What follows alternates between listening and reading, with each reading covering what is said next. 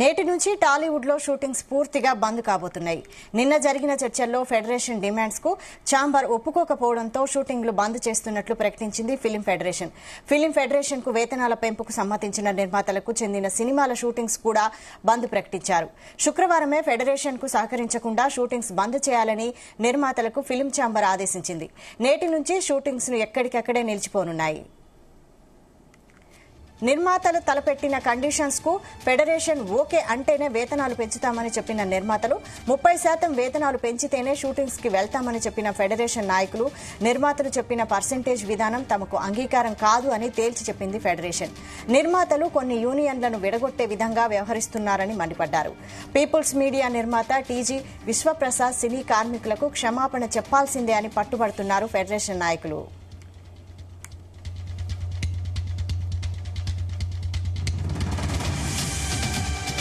Shootings బంద్ నేపథ్యంలో నిర్మాతలు federation నాయకులతో తెలంగాణ సినిమాటోగ్రఫీ మంత్రి కోమటిరెడ్డి చర్చలు జరపబోతున్నారు.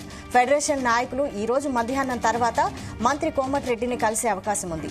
నిర్మాతలు ఫెడరేషన్ నాయకులతో ఈ రోజు చర్చలు జరుపుతామన్న మంత్రి కోమటిరెడ్డి వెంకటరెడ్డి వీలైనంత త్వరగా ఈ సమస్యను పరిష్కరిస్తారని అన్నారు.